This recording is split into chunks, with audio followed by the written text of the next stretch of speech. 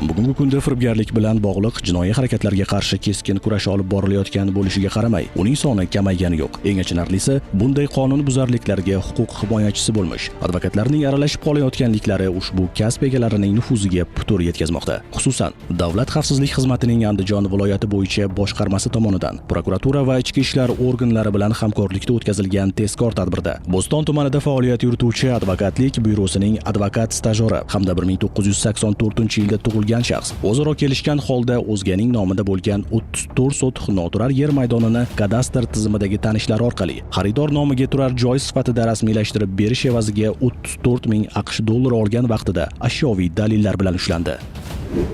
Boshqa holatda esa Toshkent shahrida faoliyat yurituvchi advokatlik firmasi advokati qurilish mahsulotlari ishlab chiqarish bilan shug'ullanuvchi xo'jalik yurituvchi subyektlarning mansabdor shaxslariga nisbatan Bektemir tumani prokuraturasi tomonidan Jinoyat kodeksining 184-moddasi 3-qismi va 189-moddasi 1-qismi bilan qo'zg'atilgan jinoyat ishi bo'yicha 4 nafar fuqaroni javobgarlikka tortmaslik va qamoq ehtiyot chorasi qo'llamaslik evaziga 25 ming AQSh dollari talab qilgan. Davlat xavfsizlik xizmati va iqtisodiy jinoyatlarga qarshi kurashish departamenti xodimlari tomonidan Olmazor tumanida o'tkazilgan tezkor tadbirda ushbu pul mablag'larini advokatning ko'rsatmasiga asosan uning 1987-yilda tug'ilgan muqaddam sudlangan tanishi olgan vaqtida ushlandi.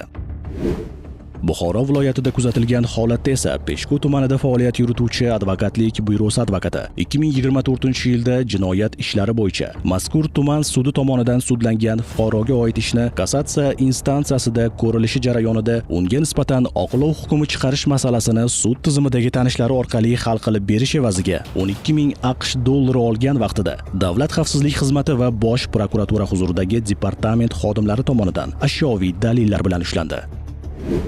Xizmatning Toshkent viloyati bo'yicha boshqarmasi va iqtisodiy jinoyatlarga qarshi kurashish departamenti hamkorligida o'tkazilgan tezkor tadbirda Toshkent shahrida faoliyat yurituvchi advokatlik byurosining muqaddam sudlangan ishchisi Shayxontohur tumani bo'yicha ichki ishlar organlari faoliyatini muvofiqlashtirish boshqarmasi tergov bo'limi ish yurituvida bo'lgan Jinoyat kodeksining 131-moddasi bilan poytaxtdagi spa salonlaridan birining boshqaruvchisiga nisbatan qo'zg'atilgan jinoyat ishini tanishlari orqali tergov jarayonida tugatishga ko'maklashish evaziga o'zining 1993-yilda tug'ilgan tanishi orqali 10 ming AQSh dollari olgan vaqtida ushlandi. Tergovga qadar tekshiruv davomida advokatlik byurosi ishchisi ushbu masalani o'zi ishlayotgan advokatlik byurosi advokati orqali hal qilib berishni rejalashtirganligi aniqlanib, tezkor tadbir davom ettirildi va byuro advokati ham mazkur pul mablag'ini olgan vaqtida ashyoviy dalillar bilan ushlandi. Shuningdek, advokatlik byurosi ishchisi spa saloni boshqaruvchisidan muqaddam 4,5 ming AQSh dollari olganligi ham ma'lum bo'ldi. Hozirda barcha holatlar yuzasidan mazkur shaxslarga nisbatan Jinoyat kodeksining tegishli moddalari bilan jinoyat ishlari qo'zg'atilib, tergov harakatlari olib borilmoqda.